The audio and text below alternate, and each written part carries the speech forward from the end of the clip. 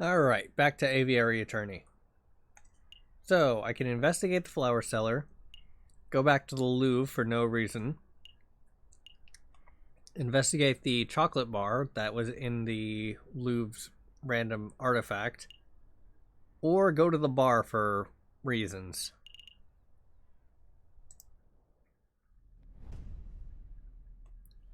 The pair arrive at Los Holes Market. Vendors and buskers, performers and thieves, bourgeoisie and peasants all bustle from place to place. Prince Juan said he met a flower girl here. Signe, I think he said her name was. There's a swan with flowers over there. Do you think that's her?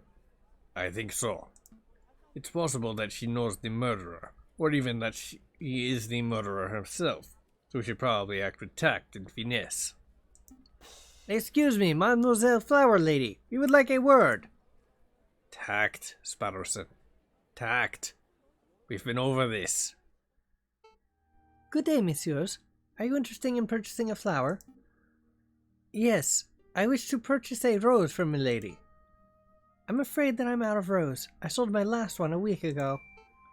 Perhaps you would be satisfied with a chrysanthemum instead. It is a beautiful flower from a fair maiden. Please don't mind Spatterson. He fell out of his nest as a baby and has said dumb things ever since. Hey! Let me introduce myself. I am J.J. Falcon, defense attorney. Are you Mademoiselle Signe? That's right. Catherine Marie Signe. I suppose you're here to ask about the royal assassination attempt. How did you know? I'm no fool, monsieur. I know that a rose I sold was used as the murder weapon. To be honest, I'm surprised it's taken so long for someone to directly question me. The Parisian police seem to have a habit of missing obvious leads. So, do you mind if we ask you a couple of questions? Business is slow. Please, ask away. Mademoiselle, you mentioned that you sold your last rose a week ago. Who did you sell it to? The person who bought the rose. I didn't catch his name, but he was a charming red fox. Sounds like our Juan. I met him a week ago, on the 6th. We talked for a little while, about the usual things, you know, like how everyone seems to be in debt these days. Then he bought a rose and left. I heard that the fox is on trial, but to be honest, monsieur, I don't think he's guilty. Oh? Why is that? Well, actually never mind. It's just a gut feeling. I understand, mademoiselle. If you remember anything specific, please don't hesitate to get in contact with us. Did you want anything else? Where do you acquire your flowers from, if I may ask? Normally I gather them from the wild. Last week I found these chrysanthemums on the city limits. And that's the same place I discovered this monk's hood. But since it's still winter, I have to buy a lot of my flowers from a merchant who traveled to Italy and the Netherlands. That's how I acquired the rose. What can you tell us about this particular merchant? Not a lot, monsieur. He's just an old man who passes through Paris a few times a year, selling his goods and wares. I see. No chance of him being a super secret assassin? No, monsieur. Did you want to call to ask something else? That's all. Thank you for your time, mademoiselle. Hold on, monsieur. Before you leave, are you sure that you don't want to buy some flowers? I'll even cut you a deal. Only 10 francs for this assortment of chrysanthemums and monkswoods. 10 francs for flowers? That's a little steep. Steep? Monsieur, I challenge you to find cheaper flowers in January. Alright, I'll take some. They can brighten up the office. Thank you very much, monsieur. Here you go. I don't claim to be a flower expert or anything, but chrysanthemums and monkswoods are a weird choice. I suppose it is a bit strange, isn't it? The other flower sellers stick to popular, dull flowers like tulips and roses.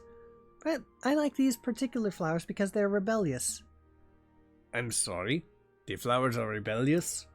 They stuck it out and managed to bloom in the middle of January. The flowers fought nature. They overcame unsurmountable odds. It's quite an amazing thing to see. I think I get it. You don't need to humor me. I'm rambling, aren't I? Not at all. This has been a pleasant discussion. Have a good day, mademoiselle. And you, messieurs.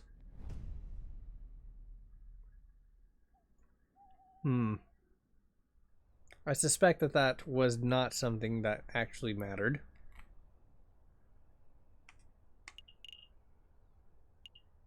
Alright.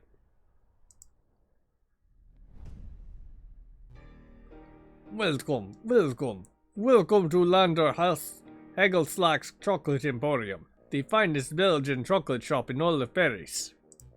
I am Lander Hagelslack, the founder and owner of this establishment. And I am G.G. Falcon, defense attorney. Good day, monsieur. Oh, lawyers. Very fancy. I must say that I once dreamed of being a lawyer, but, well, circumstances wouldn't allow it. It's a funny story. You see, when I was a young boy, I defended the son of a Hungarian attorney. Falcon, you have to help me. What is it? It's the smell, Falcon. It's overpowering me. It's demanding that I lay waste to the shop. For pity's sake, restrain yourself, Sparrowson. Oh, but I am rambling, aren't I? So, are you messieurs here to buy some chocolate? Yes? No. We're actually here on business, monsieur. Business? First things first.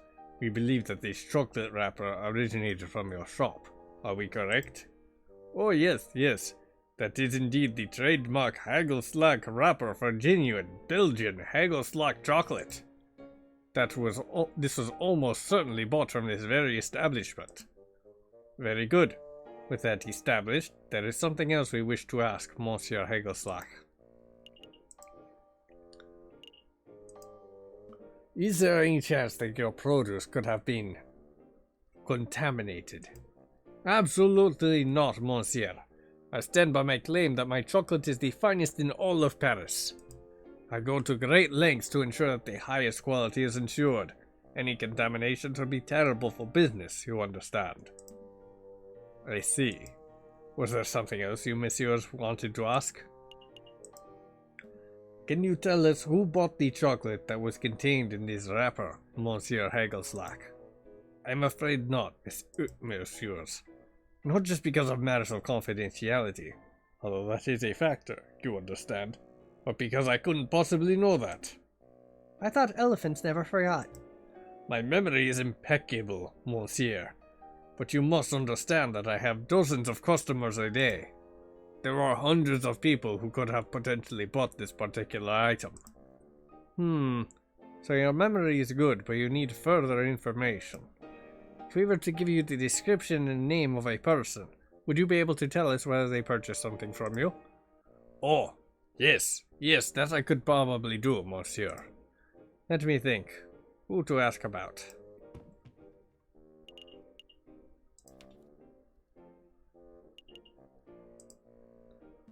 Have you ever served a member of the Royal Guard by the name of Major Howell? No, monsieur. Are you sure? Yes, monsieur. I have served many soldiers, but I don't recall seeing a major here in recent memory. What does that mean, Falcon? Have we lost our lead? Not necessarily. It just means that Major Howell didn't buy the chocolate that may have killed him. There's still the possibility that someone bought the chocolate for him. That's our lead. That's who we want to find. I see. I did once serve a high-ranking officer in the British Army who was on his way to Zimbabwe, if you want to hear that story. No, I don't want to hear that story. Let me think. Who to ask about? Have you ever served Juan Cuerdo, the Prince of Spain? A Prince of Spain? No, monsieur.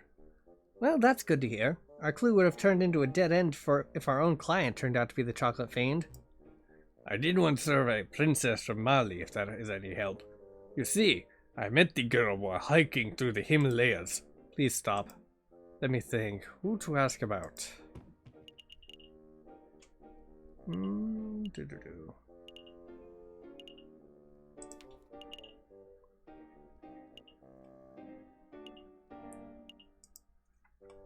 Have you ever served a flower-selling swan named Catherine Mary Signe?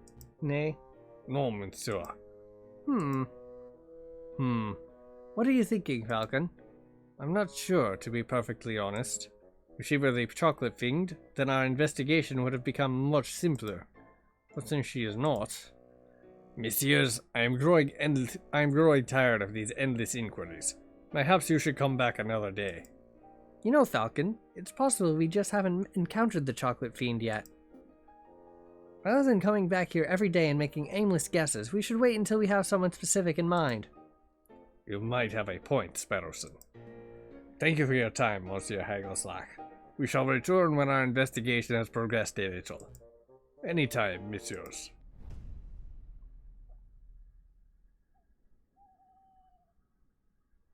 Alright, so it was the 11th and I had 6 days to do 2 tasks, so there should be 2 more days left? Yeah.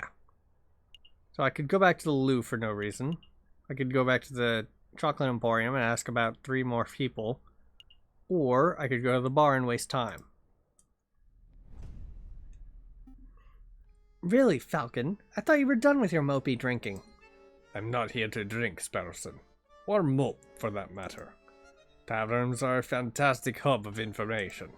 If we wish to learn more about this Prince Juan, then this would be the ideal place to start asking questions. Oh, that's pretty good thinking.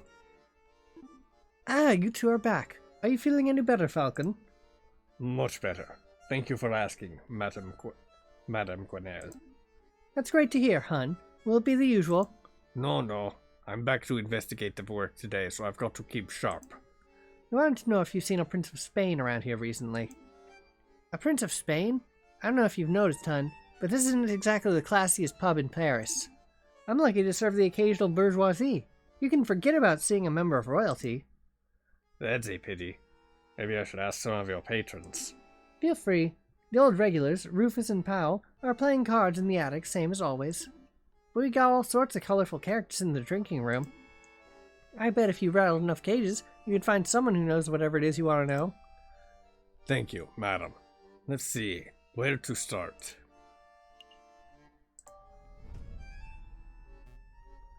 So there I was, in the grassland 10 kilometers downriver, a rifle in hand. I had been pursuing this set of footprints for an hour. I was getting closer and closer. I could almost smell the beast. Then, I spotted it. It was a boar. A big, stupid boar, completely oblivious to my existence. I raised my gun, I took careful aim, and then BAM! You shot it? No, it was the most peculiar thing. The boar slumped over dead right before I could take the shot. Sounds like one of them heart attacks. My nan went the same way. That's what I thought. But when I went to take a closer look, I noticed the boar was frothing at the mouth. Wow, it was rabid? Possible, but I don't think so. I remember reading something about frothing around the mouth being a symptom of poisoning. Needless to say, I left the dead animal alone. Good call. Who wants to deal with tainted meat? Excuse me, monsieur. Yes, can I help you? You say that the beast you were tracking might have died from poisoning. Could you give us some further details? Further details? I'm not much of a poison expert, I'm afraid. Well, what do you think caused it? I would guess that it ate something bad. I saw some of that poisonous plant around. Wolfsbane, I think they call it. But really, I have no idea. I'm a hunter, not a vet. Excuse me. Excuse me, monsieur. What is it? I don't suppose you've seen a Juan Quererdo around here. He's Spanish royalty. Foxy fellow, swanky hat, calls everyone senor. That doesn't sound familiar. Do you recall seeing anyone like that, Piero? Ain't got a clue. Sorry, messieurs, you're barking up the wrong tree. Well, what can you tell us about the Spanish royal family? Do we look like walking encyclopedias or something? I'm afraid my compadre has a point. If you want to talk about hunting, I'm your man. But Spanish royalty? That sounds like a question to be answered at a library, monsieur, not a tavern. A library? Maybe you're right. Sorry for bothering you, monsieur. Let's give them some peace. Come on, pal. Just one more game of Jacques Noir. Absolutely not. My wallet is hurting enough as it is. Please, I'll even let you deal this time. The answer's no, Rufus. I'm skint. If you want to play cards, you will have to ask someone else. Fine. I'll ask that big fellow. Excuse me, monsieur. Yes, you, monsieur. Would you care to play some Jacques Noir? Absolutely. Deal me in, monsieur. Very well then. Do you know how to play? Of course. I've been playing for years. Yeah, right. Don't get cocky, Falcon. Very good. I shall be the dealer. We will bet 5 francs per game. Here we go. And there is, in fact, an 11 card. No, was it a 12 card? No, there was actually a 11 card. Because I was at 11 and drew the 11. Woo. Well played, monsieur. Here's your payout. Shall we have another round? No, I think we're done. Maybe another day, monsieur. I understand. Feel free to come back at any time. Are we ready to hit the road? Yep, let's make a move. Occasionally, special cinematic scenes marked by an exclamation mark will pop up on the map screen. These cinematic screens are only available for one day before disappearing, but they take no time to visit. Their viewing is entirely optional. Question mark. Les loops. The storm is brewing, my brother. Word of the royal assassination attempt has spread. The proletariats grow confident. The bourgeoisie are cowering. It won't be long before we have rioting. And then, a revolution. Could go to the bar. Could go to the library. I haven't gone to the library yet.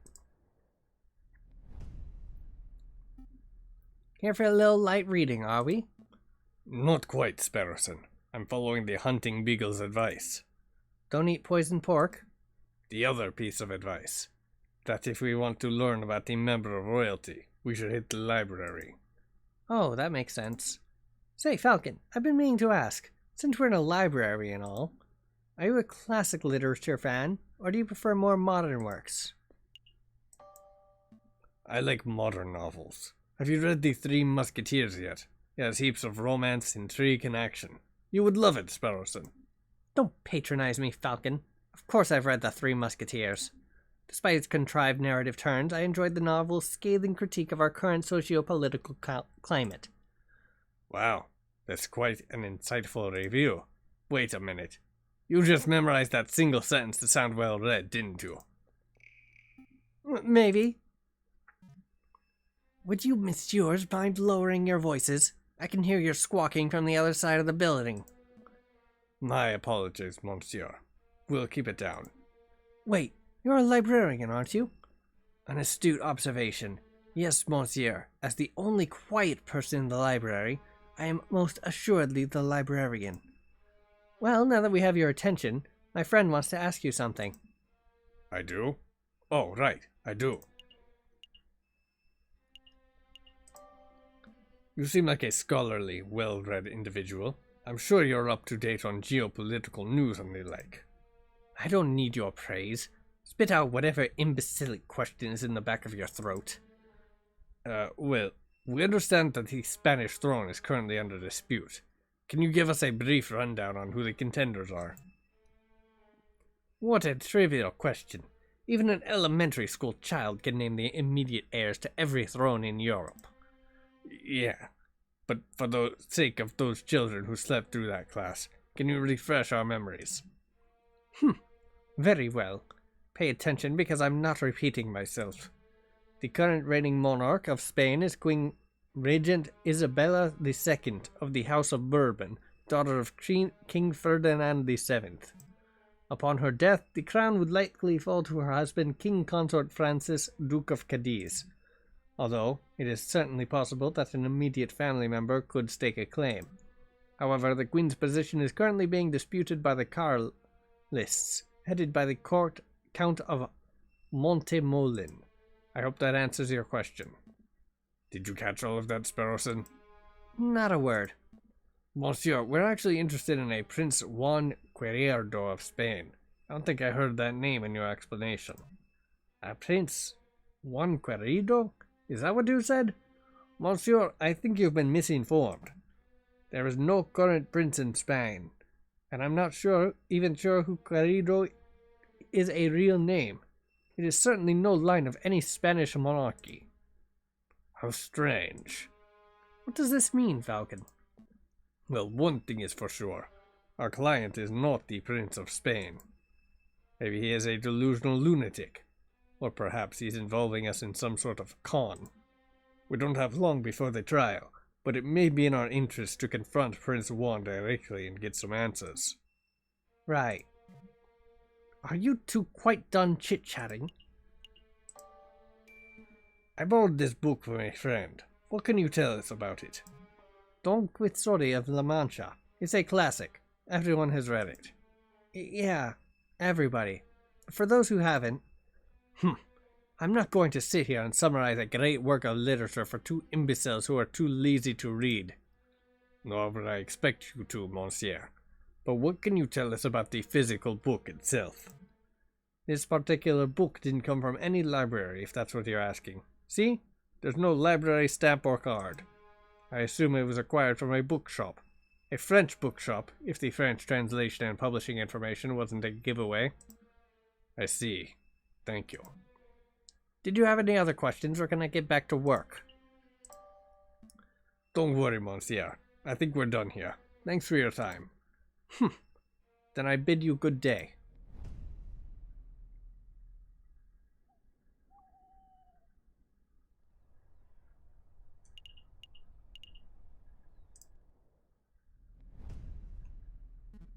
You again? Visiting hours are over. Come back later. I have no time for your quibbling, monsieur. Stand aside. You can't talk to me like that. I most certainly can. We have reason to believe you are housing a suspect under false pretenses. That is in direct violation of statutes 204B and 488C of the French Criminal Code of Justice.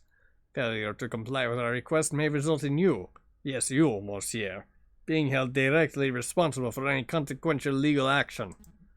All right. No need to break out the legalese on me. I'll go open the cell. Well, Falcon, how'd you memorize those criminal codes? Memorize? Come on, Sparrowson. Learn to bluff.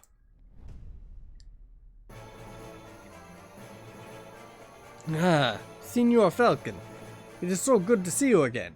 You have some good news about my case, I hope. Listen, Juan. In order to maximize our chances of a successful trial, I need to know every bit of information. I can't work with half-truths. If you tell me one thing, and the prosecution's evidence tells me another, then we're both in trouble. I'm afraid I don't quite follow, senor. Do you want me to spell it out? I know you are not the Prince of Spain. I know that your name is not Juan Querido. Where's this coming from? I assure you, senor, that I am who I claim to be. If you want your trial to be a farce, then you don't need my help. Come, Sparrowson, we're leaving. Wait. Calm yourself, Monsieur Falcon. I'll reveal all. Did you just say Monsieur? What happened to your Spanish accent? Your suspicions are well placed. Juan Querido is not my real name, and I am not a Spanish prince. That was just a persona I concocted for the purpose of getting arrested. Why would you want to get arrested? You're putting me in a difficult position, monsieur. If I tell you the full story, I would be putting someone else in danger. How about this? I'll tell you a story. I like stories. There was a girl. a mademoiselle who is in a great deal of debt. Everyone has a debt these days, monsieur. Indeed, but this particular mademoiselle was indebted to a very powerful man, and that man wished to collect. The mademoiselle had no means of paying, so the man offered her a deal. Murder this man, and I will forget what you are owed. Refuse, and I will reap what I am owed from your parents. With no alternative options, the mademoiselle accepted. But another man, a gallant knight with foolish, archaic notions of chivalry, heard the mademoiselle's story. The knight knew that murder was inevitable, but he saw a way to take the fall in the mademoiselle's place. Do you understand what I am saying, monsieur? I understand, monsieur. To be honest, it wasn't the subtlest of allegories. Storytelling was never my strong suit. But I am glad that you are seeing things from my perspective. Hopefully that sheds some light on the situation. If I may ask, monsieur, why did you not just go to the police with the information that you had? The police are not always an option. What is a man to do when the justice system itself is the problem? I'll let you know when I figured it out, monsieur. Dwell on it. Perhaps we should talk about something else in the meantime. So what is your real name? What's in a name? It's just an empty label. A vapid reflection of who we really are. Today I'm Juan Guerrero, the Prince of Spain. Tomorrow I may be Bruno Rare, a pauper living under the bridge in the Seine. But that doesn't change who I am or what I do. That didn't really answer my question. No, I suppose it didn't. But you're a smart bird, Monsieur Falcon. I suspect that you already know my real name. You are Reynard Vulpes, private investigator. Very astute. And you are Monsieur Falcon, private defense attorney. But that wasn't always your name, was it, Monsieur Falcon? Just like me, you know how to adopt a new persona on a whim. Whoops. You changed your name, Falcon. This isn't about me. Juan, Renard, Monsieur. We're trying to uncover the truth here. Of course.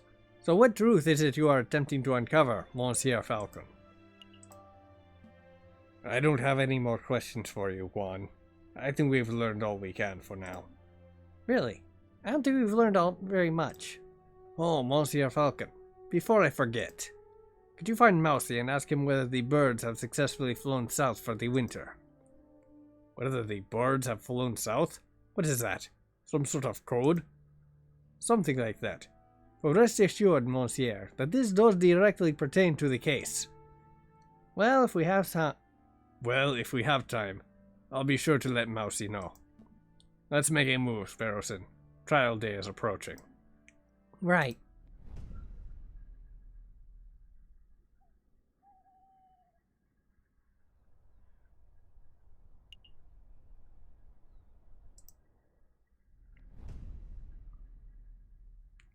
Once again, Falcon and Sparrowson find themselves waiting outside the doors of the Tribunal de Grande Instance. Are you feeling nervous, Falcon? Of course I'm nervous. What have we learned about Prince Juan? What do we know about the real murderer? Nothing. Easy there, Falcon. We can do this. Senor Falcon, I trust everything is in order. Absolutely. I have every intention of bringing the truth to light in this trial. Ah, such confidence. That's magnificent to see. And bringing the truth to light, you say? An admirable goal. No more jousting at imaginary giants. All of you cease your yammering. The door's opening. Here we go.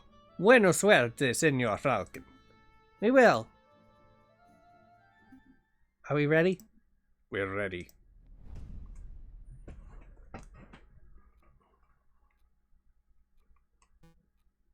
JJ. Severin. Nervous? Why would I be nervous? I'm not nervous. I'm as calm as a cuckoo. You're the nervous one. This whole courtroom is nervous. Whoa, cool your feathers, Falcon. Terrible. You can't even maintain a stoic facade.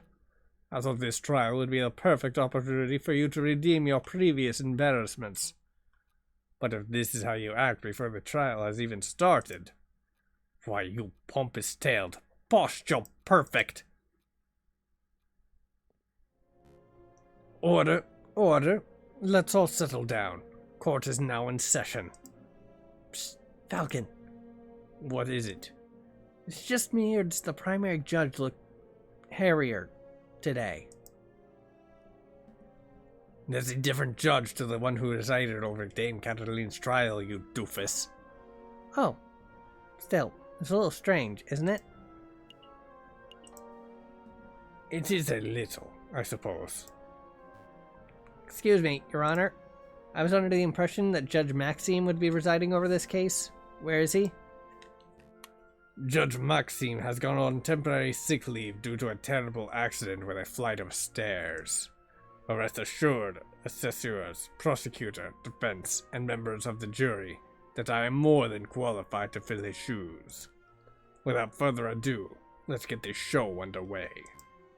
This is the trial of Prince Juan Guerrero, who stands accused of murdering Major Howe and of conspiring to murder the king himself.